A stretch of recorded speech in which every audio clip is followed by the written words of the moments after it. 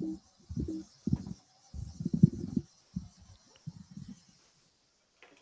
right, we are live.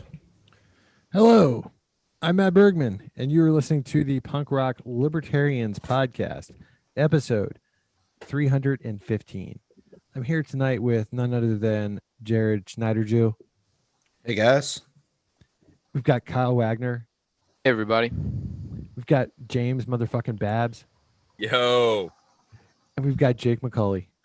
Howdy. Yeah. Thanks for coming on, guys, man. I think we're gonna have a lot of fun. We've got a lot of timely topical topics planned. Now, number one, I think is this is very interesting. This is Ryan Teeter, right? Benjamin Ryan Teeter, and this is a guy that he was kind of getting well known amongst the libertarian community, like Facebook community, right? Okay. Yeah, so like I remember like a few months back, I think I saw like multiple articles of him standing in a North Carolina Starbucks or something, and he had a mask on and like an AR-15, and he just like looked cool, and he like it was a picture that captivated a lot of people, and I think this was kind of like oh, look, a Boogaloo boy, right? And Jake knows like a little bit about this. Jake, like what's the story? Like what are they saying about Benjamin Ryan Teeter? So he had, at least for many months, going to protests and such with various friends, wearing Hawaiians, carrying rifles. And, he'd gone to one, I believe, in Minneapolis, where beforehand he recorded a video where it's him and his boy in the car, I think armed. And they said, we're going to the protest. We're going to be there to defend protesters. If police start shooting at protesters, we will shoot back. And he had been seen walking around Minneapolis with a rifle. The story is that somebody brought this to the FBI's attention, although he had already been on their radar prior to that, following getting some notoriety, being involved in protest-related stuff for a while and putting his face kind of everywhere. His face had become kind of synonymous with Boog. He became fairly high profile in that world. And so the story is, as officially presented, and I'm assuming there's a lot of elements to this that may not be true or are either outright lies or exaggerations by the federal government. I don't know. But the story is that Benjamin Ryan Teeter and his friend, whose name I'm drawing a blank on, that they had come into contact. Michael Robert Solomon. Yes. Thank you. That they had come into contact with an undercover FBI agent, and that the undercover FBI agent was posing as a member of Hamas, which is the counter-Israeli organization in Palestinian territories that in some respects controls like Gaza and such, and has a history of sending suicide bombers and rockets and so forth into Israeli civilian populations, such as Tel Aviv and Haifa. So there was a guy, FBI guy, posing as a Hamas guy, who was weaved his way into Benjamin Ryan Teeter and Robert Solomon's world, and was talking to them about potentially working together, right? Like Hamas and Boog Boys, enemy of my enemy is my friend kind of thing. Well, hey, let me interject for a second. So a couple things don't make sense about the story off the top, right? Because doesn't Hamas, aren't they famous for hating gay people? I have never heard of them hating gay people, but they are an Islamist organization, so it's probably a safe bet. Yeah, so that doesn't smell quite kosher. Wait, why? Which is he gay? Yeah. So Benjamin Ryan Teeter is a gay dude. He loves the D. Jared. I don't even know if, like, in his mind, if they would have known that. It just wouldn't have been relevant. They probably sounds like a classic FBI manufacturing a terrorist plot exactly. again. FBI foils. There's FBI a knucklehead. We found plot. some knuckleheads. Well Let's tell them Hamas wants to make a deal with them. They'll, oh, cool, dude. yeah, next thing you know, we've got ourselves another Timothy McVeigh, or, like, this is how they manufacture a role for themselves. Like, they can't actually go after actual dangerous people. So they're going to take, probably like just normal anti-government people and try to construct some kind of crime for them. Fuck them. So Jake, let's take it off from where we stopped it. Yeah, so they were negotiating with Benjamin Ryan Teeter and Robert Solomon. In theory, allegedly, they had agreed, Benjamin and Robert had agreed to carry out some terroristic acts for Hamas in exchange for money to fund the Boog. And then I think one of the funny things about that is, like, apparently one of these terrorist acts was to attack some sort of white supremacist organization. Yeah. But one of the media's narratives about the Boogaloo Boys is that they are white supremacists. So, I mean, this all doesn't really make sense, right? Only in 2020 media can they maintain both of those narratives simultaneously, right? There will be like, Boog Boys hate gay people and they're racist. Oh, these Boog Boys were gay and they're working with Hamas. Wait a minute. Like... So in theory, the FBI guys, apparently there was 2 FBI people. One was presented as a Hamas superior. They got Benjamin and Robert to manufacture and deliver 5 silencers, 5 unserialized silencers, and a drop-in auto sear. And, that's the material. We gotcha. Some silencers and what?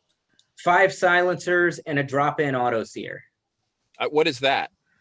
A drop-in auto sear is a small device that you would drop into the lower receiver of an AR-15 that, while it's dropped in there, makes it act like an M16, full auto. Okay. Until you remove it. You can 3D print one. You can make it out of wire. So like if Hamas were to get these things, finally Israel would be on the ropes. Yeah. Yeah, the idea that they would have been asking for 5 silencers. I mean, if it was me, I would have said, oh, these are undercover agents. 5 silencers. Yeah. And a like seriously, what they should have done is been like, look, we need 5,000 RPGs. We need, we need tons of explosives. We need these big boy guys just not very bright. I mean, it just does seem like you've got to be an idiot to fall for this trap. Well, that's how the FBI operates. They look for people that aren't. I'm just curious because all we know is is the information we've been presented. You haven't. I thought you guys Ryan met was dumb. I kind of knew him to some extent. Well, yeah, like this dude was actually apparently at Entercon. Yeah, that was like what, a month ago. Yeah. I had a guy come to our Ron Paul. We had this meetup group called Ron Paul Revolutionaries in Valley Forge. And we had this guy show up and he said, yeah, he was in the military. And on the side, he's a diamond smuggler.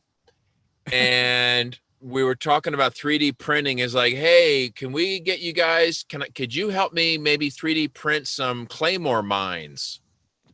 Like, and I'm like, really? Like, I have a feeling that this was a guy who was like an early reconnaissance to figure out, just to go see if there's any dumb fucks that they can trap, in this group. And they just go out and I mean, that's their FBI job. That's how they're protecting America, is going to find dumbass rednecks, right, and trying to trick them into committing some kind of like serious federal crime, and so they can pad their resumes. Yeah, this article says in an audio recording gathered by the FBI, Solomon and Teeter expressed their desire to become mercenaries for Hamas to generate money for the Boogaloo Boys. They said they needed money to recruit members and buy land for a Boogaloo training compound. They told the member about their ideas of overthrowing the government, destroying monuments, targeting North Carolina politicians and members of the media. Dude, imagine a boot camp where it's just all Boog Boys in like fucking Hawaiian shirts and shit. Like, you got some like guy in a Hawaiian shirt just screaming at all the rest of them, like, yeah, drop down and give me 20. That recording sounds like they're in a hell of a lot of trouble. So I guess we'll see what happens. But like, that's a description that like the government, like PR department came out with, right? Like, who knows what the actual facts of the case are? You know, there could have been like, hey, we're from Hamas. We're having a big party. Can you guys come down? And they're like, sure, dude. You know, like, and then that's how they spin it. You know, like suddenly this was it was going to be a weapons deal. They thought they were getting hummus. Yeah, it's a free hummus. I brought the chips, guys. Yeah, I mean, it's going to come out at the trial, though. I mean, it will. The jurors will have to listen to this recording. No, it won't, because the trials don't work that way. The trials are designed to conceal the truth and keep the jury in the dark, not to expose the truth. So the narrative that they want out will be what the jury hears. That's how they operate. So I hope those guys get some kind of justice, but it's pretty freaking rare. So is it implausible to you that they actually said these things? No, it's possible, but it's also possible that this is just wildly exaggerated.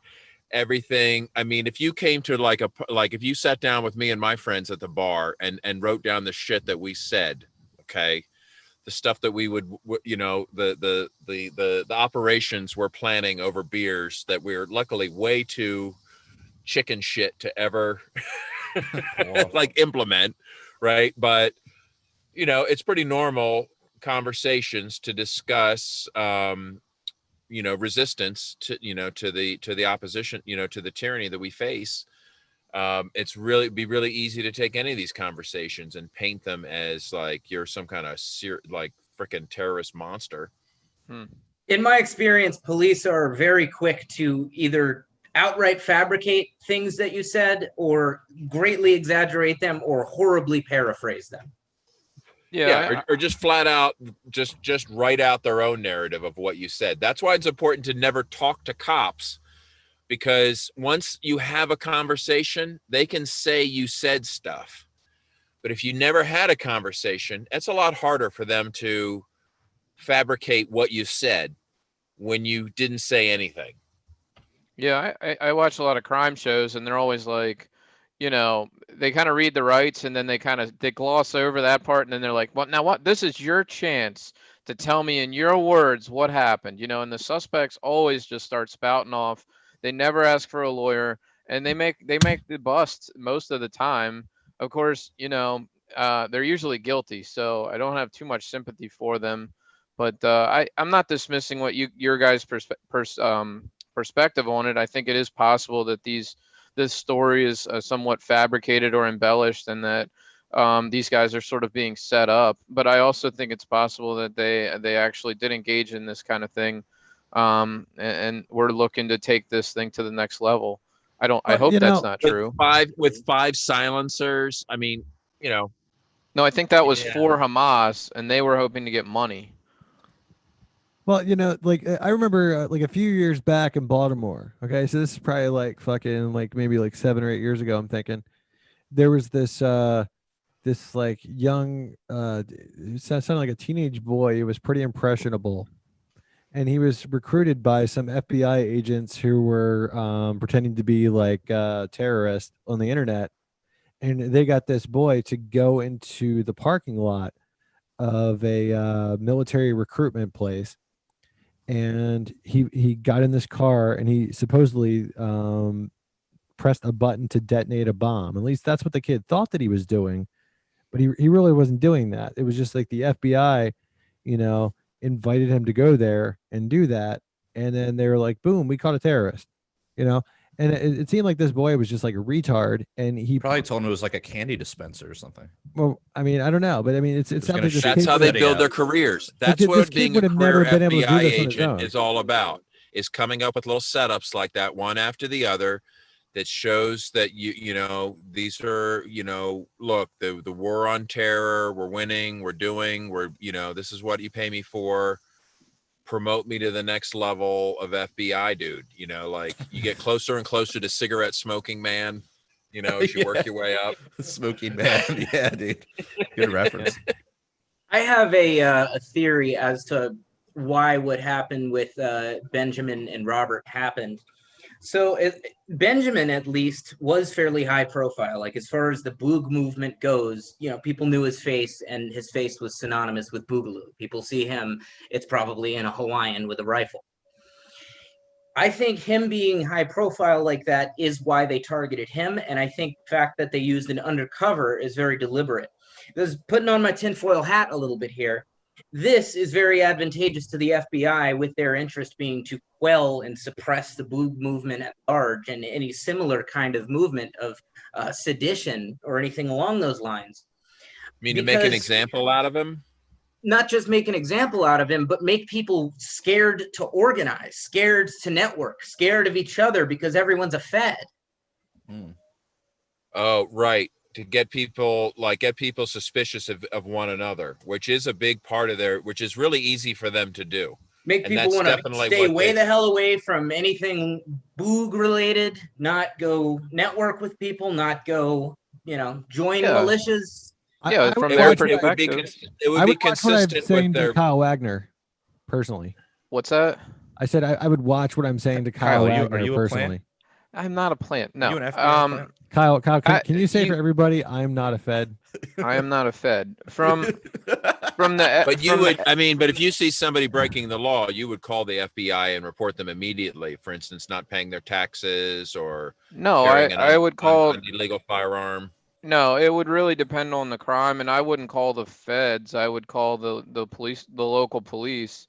What if I have had to do just a handful of times in my lifetime. What if you discovered I wasn't paying my federal income tax? I wouldn't do anything. I don't care. So yeah, what I was gonna say is, like, from the perspective of the FBI, they do see, maybe they have the Boogaloo movement listed as a domestic threat or anti-government threat, and it's not hard to imagine they just target the most high profile members or the people it's like, who's the leader of this thing, who's the face of this thing, let's go after that guy. It's not rocket science, right? They're gonna go after that guy. Yeah, they want to know who's in charge. But so you're saying this guy was that high profile? Okay, I didn't realize he was. But by no means in charge. It's a fully decentralized movement, and those who are used to the statist framework of how things operate don't seem to be able to comprehend what a decentralized movement is. The way the article was written. To them, he's a leader. Well, he's high profile for that movement. Right. And I didn't even know of the guy. I'm just going by what Jake said, which is that this guy's face was synonymous with the Boogaloo movement, At least his face had been present in CNN did a Boog related article with his face on it. Right. I think he got into some spat with like Kathy Griffin, the comedian.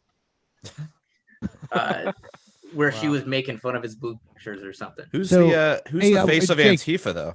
Jake, well, what's the deal? Like, he just deleted his Facebook, right? Or was that they zucked him? If I understand, as I have heard, anyway, they zucked him.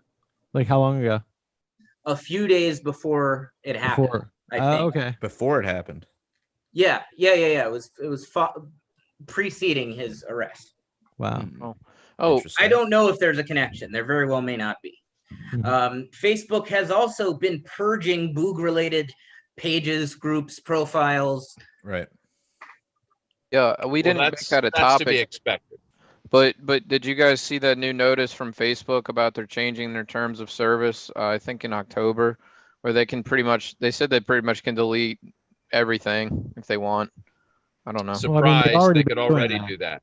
Yeah. I don't think there was anything new in that. But it is kind of they just get a little more obvious about it each time. They could already do that, but now they just want to, they're just basically just saying, look, we're just going to delete whatever the fuck we want. Get used to it. Did you see the Ford Fisher situation? No, what's going on with that? They deleted Ford Fisher's account this week. And then Ford Fisher. Who was Ford Fisher? Doesn't know. Ford Fisher, he's an independent journalist. Yeah, he's maybe one of the coolest independent journalists, if not the coolest. I mean, he's like really cool dude. He's always. Who does he write for? News to Share. Huh? News to Share is his page. It's like news. His specialty is covering like Antifa versus the right wing, like Nazi street engagements. Well, at the same time, so he's like an Andy No type guy. He's been doing this stuff for a while too. Yeah, he's a real journalist. He was at the Libertarian National Convention. That's where I met him in New Orleans in 2018. And I don't know if he's a libertarian or not. I think he may have come I'm out pretty of sure he is. the Ron Paul movement. But yeah, he's an independent journalist, and he goes all over the country into these dangerous situations, and he films these confrontations between the far left and the far right. And so, when you see a journalist get taken down, that's like it's not good. It didn't make me feel good. I was like, What this is was suppression. what did they say was the cause for taking him down? I don't know. He just made a Now he's back up though. Didn't he is. it looked like he overturned it due to like a popular support, like got it overturned. Am I right? Yeah, he put out a post, or he on Only we were Twitter or some popular. other social media platform. It got shared around the libertarian sphere, and a lot of people, I guess, messaged or emailed Facebook and asked that his profile be restored. So That's and it was amazing. To restored. me, that's amazing that would work. I just pretty expect him to incredible. be like, fuck you. He has a blue Gosh, check mark. Ooh. Ooh. Yeah, big time. So So I mean, does, he's legit, Stephen man. Capello, Like though. if you want to see like real street footage of these incidents, half the time it's him filming it. He's got a helmet that says like press on the side. well, and Wow. his footage is often has been used in multiple documentaries and by news people, and it's he's really getting his work out there at Yeah. often great personal risk, and I'm sure it's not that lucrative and difficult working conditions. He was at Charlottesville. I know that. Remember that? Yeah. And he's basically live streaming stuff all the time. Our friend Margaret Cecile, friend of the show, she basically is like watches his live stream like 24/7 just to like make sure he's not dead. Like, Jeez. It puts me in an awkward position with the social media censorship, because I don't believe that free speech protections extend to social media, because these are private servers. And so I do think that Facebook can police their platform, and they obviously do. They have their community standards, and I think they're way too strict. But the point is, it's they're their servers. But it does make me think, like, is that the best position? I definitely don't like a journalist getting censored. That's not good. let's face it, that the Silicon Valley elites are collaborating with our enemies. Or when I say our enemies, I mean at least in terms of the anarchists over here. Like They're the working state, with the right? statists. Well, and here's the thing. But let's face it, these guys they're collaborating with the enemy. They are the enemy. Facebook is a propaganda arm. It's a control mechanism. It's been bought, paid for, coerced, bribed, whatever the relationship is, I don't know, but it's effectively become, whether it's a private vendor, it doesn't really matter when they're serving our enemy so effectively. Well, James, you kind of alluded to it, but they do get pressured by the government to, mark the false news, which you guys I'm sure have seen on Facebook. This gets marked as false. They're doing fact checking now. And a lot of that, like, look, you guys you're on board to maintain the status quo. Got it? And you saw it when they dragged these guys before Congress and they started to like, we're going to, you want us to regulate you? Oh, no, massa. We'll be good. We'll tell you everything. We'll give you all the, yeah, they were pressured for sure. Well, but it's kind of like, or maybe it's like Lord of the Rings, like, look, okay, Google, Facebook, Apple, you all get a ring, but there's one ring that rules them all. Don't forget, and they're like, we'll take a ring. Yeah, give us a ring, right? Like, can we get a ring? And they're like, yeah, give us a ring, right? But they have to obey the one ring, the one ring. So yeah, well, everyone does. I mean, all businesses are subject to regulation, and no one wants compliance issues and fines and fees and all that shit. So, I hear what you're saying, but I understand. But when Facebook is at all, and Twitter, these YouTube, these guys are at a whole new level of narrative shaping. Okay, and shaping narrative is how you shape dynasties. This is how you maintain power and control, is by maintaining the narrative and communications. And they had the old media, and they lost it control for a little while with new media, and they're like, fuck that, we got to get control again. Get that boy in here, let him know who's boss. Yeah, the press is we'll always let him rule. He can have his ring, and he can rule his kingdom. Just let him know who he answers to. And he was like, oh, yes, sir. Yes, sir. Watch me. You know what? I'll stop the bad thing. Yes, I will. It's a little bit bad thing. It's a little bit harder to control them than it is to say control the New York Times or Washington Post, because you have thousands of individual users with all kinds of different ideas. And I've seen people, just normal people's posts get shared a zillion times and just go viral. So it right. really is it wasn't enough but it wasn't enough to put your CIA agent on the New York Times payroll, right? Like that was so simple back then. Right. Yeah, that's what I'm saying. Now it's a lot more complicated. You're right.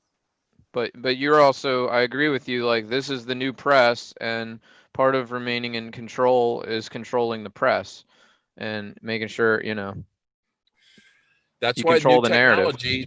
That's why new technologies are key. Whether it was the printing press, like allowed a new way of just, of communicating, right? Like, and the printing press was a revolutionary tool. Cable TV was a revolution in terms of like anybody could get TV ads on now instead of working with these big like TV channels or whatever. Yeah. There's some great quotes, some great political quotes about the power of the press. I know the pen is mightier than the sword is one that comes to my mind, but is there like a 1984 quote about that, controlling the information? I don't know. I'm just trying to remember. But anyway, I'm going to talk about well, to me, this is why we have a space force. Why do they need a space force? To control communication satellites. Like when Starlink and other companies and foreign powers are putting these massive communications networks up there. Wait a minute. Well, that means they don't necessarily need your internet backbone. Wait a minute. Luckily, the private sector is able to stay one step ahead of the government, typically. In fact, many steps ahead when it comes to technology, at least as far as their own internal innovations. But, obviously the government is going to always try to play catch up, always try to figure out how to wedge itself in there and gain control. We just have to keep staying ahead of them. What's the next topic? Yeah. What's the next topic, Matt? Okay. So the next topic is the Lions of Liberty had on Dave Smith and Andy Craig, and they debated each other for about an hour. So who is Andy Craig? Andy Craig, he's a pragmatic libertarian. I believe he's one of the figures in the pragmatic caucus of the Libertarian Party. So he's also very SJW-y. And now, if you want to know, okay, here's my relationship with Andy Craig. Like years ago, we were friends on Facebook, and then during 2016. Bill Weld did some really fucked up shit. He said that he would take away guns from people who were on like the terrorist watch list. And the problem is these people were put there, without any sort of due process, And so he's pro gun control. Yeah, I mean, Bill Weld's a piece of shit. So I called out Bill Weld. Definitely Bill Weld. But what about Andy Craig? So I called out Bill Weld on this, and Bill Weld. Andy Craig unfriended me on Facebook and stopped replying to me over it. And it was literally, over Bill Weld doing some fucked up shit. Well, according to Andy his Craig bio was talking on Cato, about like he might have been working for Bill Weld. I'm looking at his Cato bio. Staff writer for Cato Institute. I believe he was. Yeah, he worked as a campaigns consultant and freelance writer, including for the presidential campaign of Gary Johnson and his running mate, Governor Bill Weld. Well, yeah, that's why I was talking to him about it. He studied political science at Hendrix College in Conway, Arkansas, and twice ran for political office as a candidate in Wisconsin. Yeah, this guy was working on the Gary Johnson 2016 campaign. He was a Gary Johnson fluff boy. And then I was like, hey, well, what about when Gary Bill Johnson Weld? needed a fluffer, he would be deployed? Pretty much. Gary Johnson would just be like, Like fluff me. Well, and this guy Would defended. Would he fluff Bill Weld and Gary Johnson at the same time? Well, yeah, this guy, he defended everything Bill Weld did, and but I mean, you could say he's working on the That's campaign. just being pragmatic. So I still have the conversations that I had with this guy, and when Bill Weld said something that was unlibertarian, he would refer to that as like a mess up. You know what I mean? Like he made a mistake, and it's like I'm just like, no, dude. It's like you kind of like you're asked these questions, and it's like, whoops, accidentally said something status. No, I mean, it's just like this is like a no-brainer, dude. It's Bill Weld is not as great on firearms. It's not firearms freedom as right. It's Republicans. not forgetting Aleppo. It's saying like, yeah, we should take all the guns first or whatever. Speaking of Bill Weld, did you guys hear he endorsed Biden this week? Oh, okay. Yeah. I mean, I'm vouching for Biden. Is that what he said? Yeah, right. And I bet you who doesn't want to talk about that? It's probably Andy Craig, because he was sucking that dude's dick all the way to like election night. Maybe do you think Andy Craig wrote the speech endorsing Hillary for Bill Weld when Bill Weld went on that important, it was like Bill Weld's most important interview, like media appearance as a libertarian candidate. And he took the whole time to talk about how wonderful Hillary was. Did Andy Craig write that speech, or did Bill Weld come up with that on his own? That's a great question for Andy. Maybe we should have him on and ask him. So I listened to the first half of it. Matt, did you listen to the whole thing? Yeah, I listened to the entire debate. Dave Smith just really he crushed. What did they debate? Number one. Basically so there have been some Twitter beefs between Andy Craig and Dave Smith. And it's kind of like, Andy Craig pulls shit that Dave Smith said out of context, and then just like totally just goes full retard on it. Wasn't the topic like, is Dave Smith sympathetic to the alt-right or something like that? Yeah, right? it was something like that. Yeah, like, does Dave Smith pander to the alt-right? Yeah. So. Well, I'm going to look for that because I think Dave Smith does pander to the alt-right. So I'll be curious to see.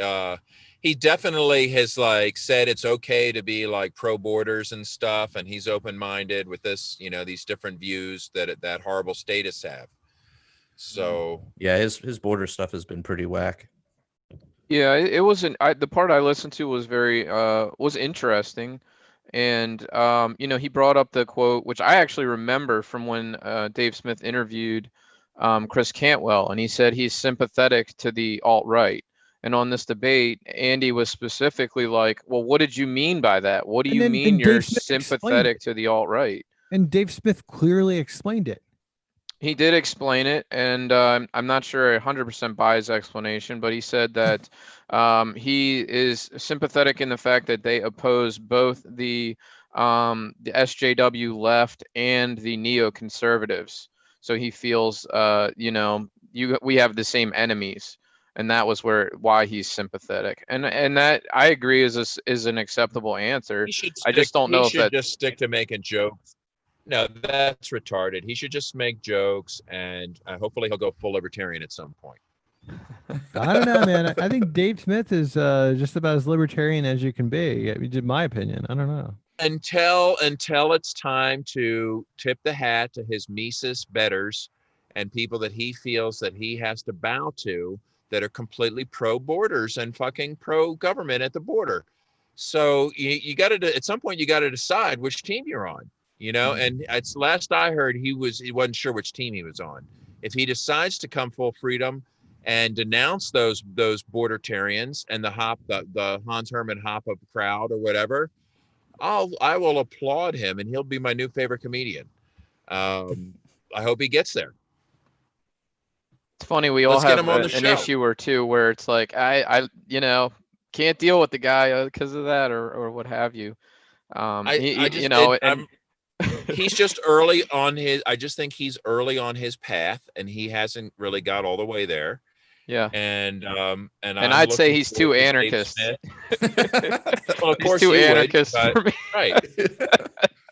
He doesn't love government enough. Right. Mm-hmm. And that's the hard part for statists, is getting just the right amount of government. It's like, whoa, no, that's too much freedom. Whoa, that's too much government. Like, we're really going to dial this in because we're so good at this. Kyle, would you say you're kind of like a just the tip of government kind of bro? Yeah, that's about right. Yeah, just the right amount, just very little. Mostly leave us alone unless there's somebody's really causing a problem. Why would they thrust forward? They never do. Well, they do. I mean, that's the great challenge in politics is keeping them in their box. So, question: out of anybody who listened to this podcast, does anybody think that Andy Craig won, or I mean, who do you think won this debate? Of course, Andy Craig lost because it sounds like even like that's one thing. Like even though the other guy might not be the greatest libertarian, he's got to be way better than some kind of Bill Weld cocksucker. Well, and that's one of the things you got to. And if you're going to give Dave Smith anything, you got to give him that. He's an extremely smart dude, and he's an excellent debater. And he's funny, and he's a trained entertainer, and he knows how to work an audience. And he's great. A professional. He's great. Right? He's great. Andy, I don't know what what's Andy Craig, a political consultant? I don't know what that means. He's a whiny in terms bitch, of his, like stage chops, right? But Dave actually Smith did has watch got the this, stage though. experience. Who did watch this? I'm going to watch it. I just listened to I listened to the whole half. thing. There's not video. There's not video as far as I know. Or sorry, listened. Yeah. Yeah, it's a I listened to the whole podcast. thing on YouTube. This is on Lions of Liberty, right? Yeah, just you go on YouTube, Lions of Liberty, Andy Craig, except for wait until after this podcast is over. Yeah, don't fucking interrupt this podcast. Yeah, so swear to God. I mean, I think he has some valid points as far as reaching out to the alt-right. I mean, certainly even hosting Chris Cantwell, you could say is a little bit of pandering to the alt-right or giving them a platform and take exception to that. Why would you host Chris Cantwell in his current format? You know what I mean? Like, I'm not saying when he was an anarchist, but like if you're giving current Chris Cantwell a microphone, then yeah, you're probably sympathetic to the alt-right. Well, that's Dave's point. Wouldn't it be funny though, just to have him on to argue with him? Yeah, that's Dave's point. Is I'm just having him on and not sympathetic with him, but I don't have to agree with everything every guest says. He was, and at this time, it was when Chris Cantwell was in the media as a leader of the alt-right kind of figure. But I mean, wouldn't you agree, Kyle, that the optics are just not great on that? I do agree. And maybe he just doesn't give a fuck about optics, which is fine. But notice it's never the alt-right or the far left that's inviting anarchists and principled libertarians into their alt-right events to show how we're wrong. No, it never works the other way around. It's always some asshole who think, and then the excuse is made later, like, no, we just want to. We want to show all points of view and then we'll denounce it. No, you don't hand somebody a microphone who's your enemy. Okay. I'm sorry. That's just retarded. Okay. You want to denounce him? You do it. You use your microphone to denounce him. He can bring his own microphone to make his point of view. Right. Like you want to debate, fine. Debate on a fair platform on someone else's thing. Like meet them on their battlefield. You don't invite them into the house and then act like, now we're gonna show you where you're wrong after we've invited you to dinner and think giving you a platform. Yeah, I think you can invite somebody, but it has to be with the context of he's coming here to argue. This is a debate. Okay, this is not a friendly interview. This is going to be an argument kind of thing.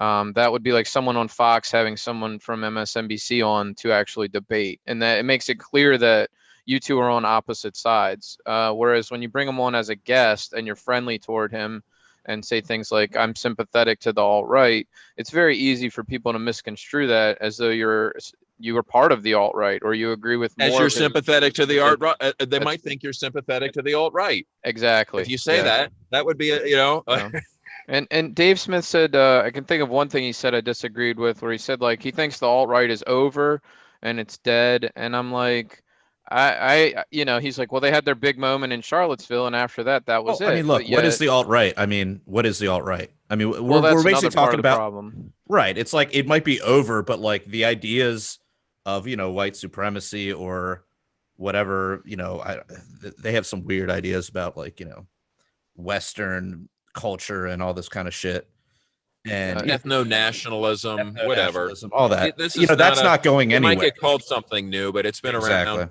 forever. Right. Yeah, how do Exactly. you define it is another hard part of that problem. What is the alt-right? You know, and I mean, you guys said some of the things: white supremacy, nationalism, social conservatism, some of social conservatism. Although I saw somebody posted a picture on my Facebook of a Trump flag that it said, and then it said the F word at the bottom. It said Trump 2020 F yeah or something like that, or F your feelings. That's what it said, but it was completely spelled out. And I was like, man, you know, that's pretty brazen to put a profanity on a flag like that. You know, But for a social. you've got a president that says grab him by the pussy. So Yeah, but he said that behind this closed is doors. I'm just saying a true conservative would never feel comfortable flashing the F Yeah, but word not all of around. his supporters are true conservatives. Yeah. I mean, remember in the last election, he was making dick jokes and stuff. I mean, like, I don't remember that. don't think the conservative. Remember, it was like talking about his small hands, and then he was like, well, people will say, they mention my small hands, and that's not fair, and then, but there's no problem down there, and that's for sure, and like just talking about his dick and stuff. Yeah, I like, could see him Sweet. saying that. okay, so are conservatives really going to get out of whack because somebody says fuck yeah? Like, no. Like, It said F your feelings. Jake, you haven't said much. I mean, what do you think the alt-right means? I associate the alt-right with pretty much the same things listed. Ethno-nationalism, a strong element of collectivism. It's we as the nation versus the world, as opposed to me as an individual, or opposed to as the world together as a society. Strong Anti-immigration. emphasis on. Say it again. Anti-immigration. Yeah, very much so. Yeah, I think that's a safe thing to say. So and there's different versions of the alt-right in different places. For example, I think there are alt-righty things in Europe that are slight tweaks from the American version. For example, you've got a lot of American alt-righty kind of hatred towards Mexicans in particular, and I think the European version of that is Muslims and Africans. Yeah, I agree. there's always the other. It could have been, depending on your time and place, it could have been Italians. It could have, like whatever it was. Well, it depends on your geography. Who's coming in, right? For America, that's Hispanics. Time period. It's Hispanics coming into America. But one point it was those lazy Irish or Asians or this. It's always every time period has their version. So I would not say the alt-right is dead. My Facebook group has seen an influx of far-right commenters and far-right posters, and I've gotten some pushback from that. And Did you say you're sympathetic to them? No, but I like to argue with them. I just get so bored with having the same conversations all the time. I like to argue with everybody. I guess one element where I do see some alignment is in crime. I really am sick of crime.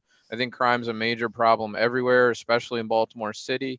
And they're often critical of that, and I'm like, yeah, I agree with that. I too am sick of this. What are the proposed status solutions? More cops, more beatings? Most likely, yeah. I mean, I have a bigger picture. I mean, I know that a lot of this stems from poverty. We have a system that's very broken, and we have a lot of poverty. And when you have poverty, crime comes along with it. I understand that there's an economic incentive to get into selling drugs, because that's the best way to make money. We've created that as their best avenue to get rich. So that's what happens. And then you end up with gang wars, and you end up with people fighting police over drugs and all that. So I see that. What's your status solution to the crime problem? I would legalize drugs for starters. Because that would take away all their profits. That would take all the money out of the drug market, and then they would have to find gainful employment. And I would get rid of minimum wage so that they could find gainful employment. It might not pay a lot, but it'll pay a little bit. And let's see what else. Those kind of sound like anarchist ideas. I was wondering. Well, they're not anarchist ideas. They are libertarian in general and could be either. Yeah, I mean, either they're public policy. could say these things. But abolishing stuff. It's changing. It's changing it's changing the policies that the government's following. Right. Stopping, like abolishing government things like the drug war and minimum wage. These are moving in the direction of anarchy. What about welfare, Kyle? Yeah, that was gonna be my next one. I mean, I really struggle with that. I understand it, but when you have these people that have kids that are reliant on that money as their only way to get food, I don't know how you pull the rug out like overnight. I would love to get rid of it. You have to practically figure out a way to wind down, maybe a grandfathering in or something. But once people are dependent, I just see it as being very Cruel. it's hard to cruel. It's hard to just say, okay, you're now going to lose your income, and you who are a single mother with multiple children have to figure out how to feed these kids tomorrow with no money. I don't know how that happens. So right, I don't Kyle, know how you. Yeah. I'll make you a deal. How about this? So what if we get rid of the entire welfare state instantly right now, do away with the whole thing, no grandfathering in, no more taking people's money for the welfare state, but at the very same time, open the markets way up by simply getting rid of the hundreds of thousands of arbitrary barriers to entry in the market, all of the government red tape, everything from the zoning laws to the massive regulations across the entire private sector.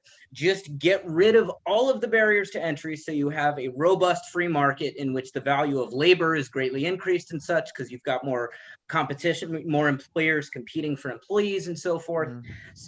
Yes, get rid of the minimum wage, but you increase kind of the natural minimum wage because there'd be, so much higher demand for labor.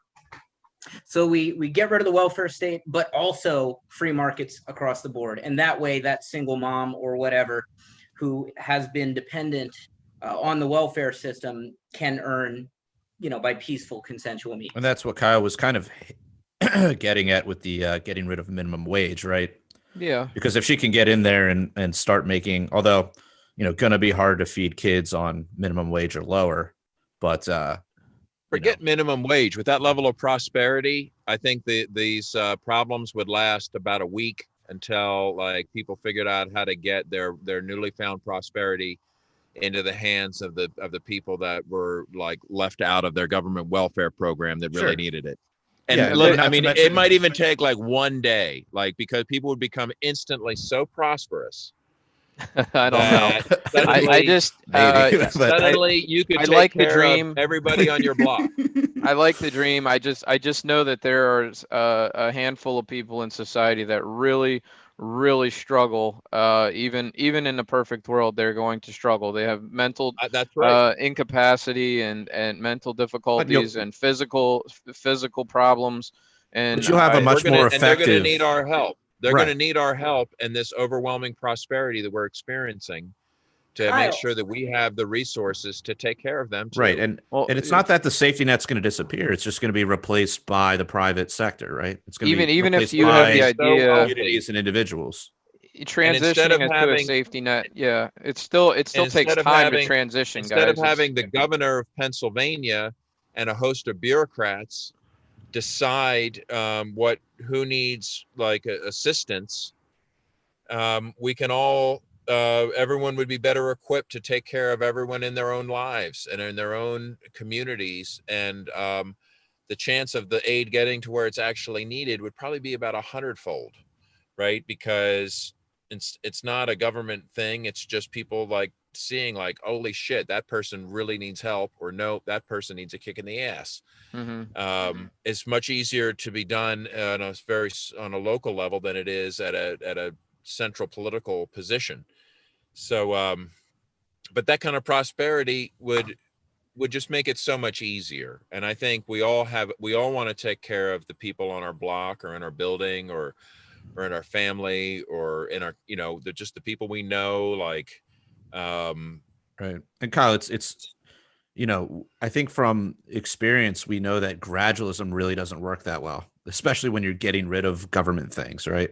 Well, we haven't even made a step toward in that direction. Right. Exactly. So it's much easier. I mean, it'd probably be much easier, at least for something to have some longevity, to just cut it, Just Well, cut it. the alternative is it might get cut on its own. The money can just run out suddenly, Well, and that's then true there's as well. and then what happens? Well, the Right, then the you've Federal got Reserve can create no unlimited controlled money. landing, Yeah. but it's not necessarily going to end up in the state coffers and the local coffers and everybody. You know, there's so many hands out. It's such a freaking leaky bucket, and even the printing press, you know, could trigger hyperinflation, or something could make that no longer viable, or the US dollar is no longer the reserve currency that it is today. The future is completely unwritten, right? So any of these scenarios could cause a stoppage in these welfare payments. And when you've got a whole culture that is built on entitlements, it's going to be very dangerous for everybody involved, for the people dependent and for the people that are around them that have resources. So it's better to flip off these welfare programs now when we can be prosper enough to help them, that rather than in the middle of a government collapse or fiscal crisis, Right, that's already got everybody freaked out and vulnerable. And Kyle, I wanted to throw out that the fact that you posit a concern about, you know, the disabled and such, those who truly need help, the fact that you bring this up inherently demonstrates the demand for it. And people bring it up all the time, which leads you to believe that they care about it. And they would rather, for example, patronize companies that do help those in need than those who don't.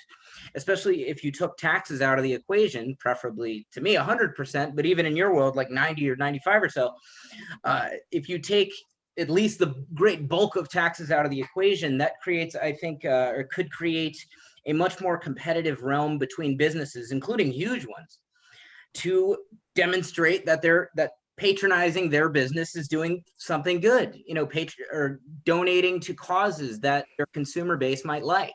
And yeah, I like agree. helping the needy, those who can't work, or orphans or whatever, that's pretty universal. Well, I do think that welfare crowds out voluntary charity. You know, people think, well, you've already taken my money and you're already giving it to the poor, so why should I donate? right. Because My I'm already responsibility is paying. abdicated. Yeah, and I totally get that, and you know, maybe you're right, and you could you could turn off the checks tomorrow, and you could say, hey, all these Section 8 people, you know, next month you are on your own to make rent, so your Section 8 is cut off, and maybe that quickly could turn around. I really don't know. Well, let's explore that for a second. Well, that's one possibility, one program, right? So now, what do you think would happen if Section 8 disappeared overnight? Now, the landlords you've got landlords, tenants, and government checks. Okay. So, okay, no more Section 8. Okay. All right. Now there's deals with now the landlords, some are going to negotiate with their tenants, right? And they're going to be like, look, I'm no longer getting that Section 8 check. If you want to live here, I need $200 a month. Do you want to live here? And they're like, all right, I'll give you $200 a month. Right. And they move forward, or they don't, and they're evicted. Right. And they go somewhere else. I think in most cases, though, all the incentives point to, why don't we work it out?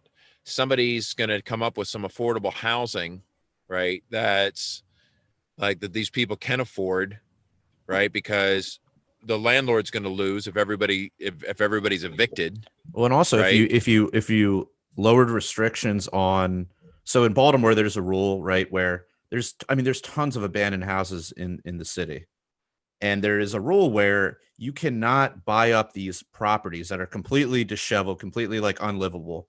You can buy them up for like $1, but you actually have to live in that neighborhood, right? So, I mean, obviously, someone that's capable of investing in these properties is not going to want to live in a fucking, you know, ghetto, basically. But, you know, there are people that, like you said, might get kicked out of their Section 8 housing in that scenario, that this guy could easily just buy a bunch of these up, put very little investment into them, and provide homes. But, you know, government red tape and restrictions prevent that sort of thing from happening. So, you know, it kind of, all this stuff kind of has to happen together, or else, yeah, I mean, it's not going to be good. But, you know, the free market has to be the free market. It can't be the half free market or the quarter free market. I think the period of adaptation, I mean, we're talking about a fantasy anyway. Of It's course. not like there's some Yes. magic switch in the sky that you flip it and right. But presumably if something like Section 8 goes down, it's not going to just suddenly go down. It's going to be talked about. It's going to be debated. There's going to be people reviewing the situation. If you're on Section 8, you'll probably have a year's notice. It's not like there's going to be some light switch going off. So, Right. but I think the ability to actually adapt and to turn into a much more positive situation would be almost instantaneous. It would require such little period to adapt that everyone involved would almost immediately reap benefits: better quality housing, better relationships with landlords, better deals for landlords, better places to live, more places to live, cheaper places to live. Everyone would end up winning very quickly. That's a rosy view. I'm not sure. A lot of these Section 8 recipients would not be able to afford anything nearly as nice as what they're getting from Section 8, but let's move on. I mean, yeah, we're gonna move on to the after hours program. So if you All right. if you want to hang out over with us at after hours, hit us up at patreon.com and contribute a minimum of $1 per month, and you'll gain access to our after hours program. This podcast is also brought to you in part by Conversations About Freedom podcast, hosted by Moral Bob. We have t-shirts for sale at libertariancountry.com. If you enter in the code PRL, you'll receive a 10% discount. If you spend $50 or more and use the code PRL2, you'll receive a 20% discount. Until next time, live free,